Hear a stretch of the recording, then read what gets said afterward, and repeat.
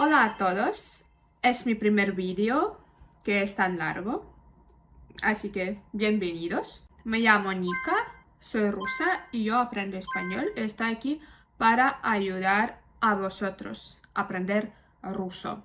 Y yo aprendo español y por eso yo siempre trato de comparar ruso y español, encontrar algo parecido para entenderlo mejor, así que yo creo que yo puedo ayudar a vosotros a entender mejor cómo funciona el ruso y cómo eso funciona en español, para ver esta diferencia. Así que vamos a ver qué tal.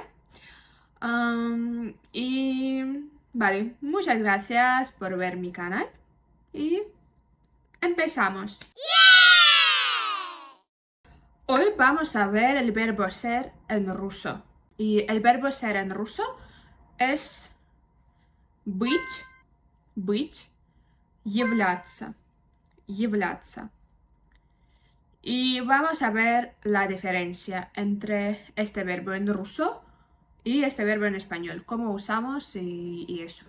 La cosa es que en ruso no pronunciamos y no escribimos el verbo ser cuando hablamos en el presente. Por ejemplo, Ana красивая. Ella es guapa en español. Y en ruso, aquí tenemos Ana красивая. Ana es pronombre ella y adjetivo красивая, guapa. Listo. No hay ningún verbo, ¿vale? Y si hablamos sobre el pasado o sobre el futuro, entonces sí, en este caso usamos el verbo ser, ¿vale? Porque ¿para qué lo usamos? Para entender cuándo eso pasa, ¿vale?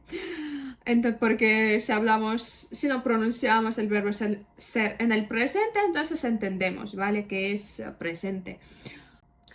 Número 2. En ruso no importa si describimos un estado temporal o permanente. En cualquier caso, usamos el verbo ser. Aquí vamos a hablar sobre diferencia ser y estar en ruso, porque en español funciona diferente. Por ejemplo, en español, si es algo temporal, ¿sí? Usamos el verbo estar. Por ejemplo, estoy triste. En este caso, si queremos mostrar que no es algo típico para nosotros, no es algo que tenemos, no sé, cada día, ¿sí? Es algo temporal. Entonces, pero en ruso no hay diferencia en este caso. En ruso, si queremos decir estoy triste, funciona como el número 1. Я грустная. Я грустная. Я pronombre, грустная adjetivo. Listo. Número 3.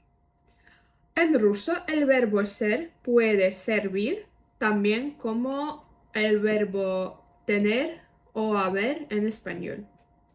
¿Qué quiero decir? Por ejemplo, para decir que yo tengo un perro, en español yo uso el verbo tener, ¿sí? Y en ruso usamos el verbo ser, en este caso. У меня есть собака. У меня есть собака. Есть es el verbo ser, ¿vale? Y si hablamos sobre el verbo haber en español, vamos a usar ese verbo haber en este caso. Por ejemplo, en esta tienda hay muchos vaqueros. Y en ruso vamos a decir, в этом магазине есть много вариантов джинс. O джинсов. ¿Entendéis? Número 4. Cuando hablamos de profesiones o puestos, tampoco pronunciamos este verbo en una oración, ¿vale? Por ejemplo, Она учитель. Она es pronombre, учитель, su profesión, ¿vale? Ella es profesora. Es que he dicho en ruso antes. Entonces, o como soy una diseñadora. Y en ruso, я дизайнер. Ya. Pronombre, designer. Mi profesión. ¿Vale? Entonces es también muy cómodo, ¿no? Eso también funciona si hablamos en el presente, ¿vale? Entonces, si hablamos en el pasado, es otra cosa. Número 5. Hay un sinónimo del verbo быть. Este sinónimo es являться. Являться.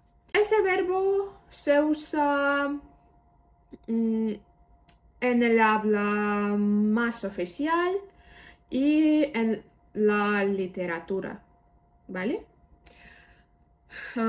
Y en este caso podemos decir Москва является столицей России. Москва является столицей России. En español, Moscú es la capital de Rusia. ¿Vale? Entonces, en este caso sí, pronunciamos verbo en el presente, pero por lo menos puedes decir así, ¿vale? Москва является столицей России. Pero la cosa es que en la vida normal podemos decir también Москва столица России. No hay ningún verbo. Número 6.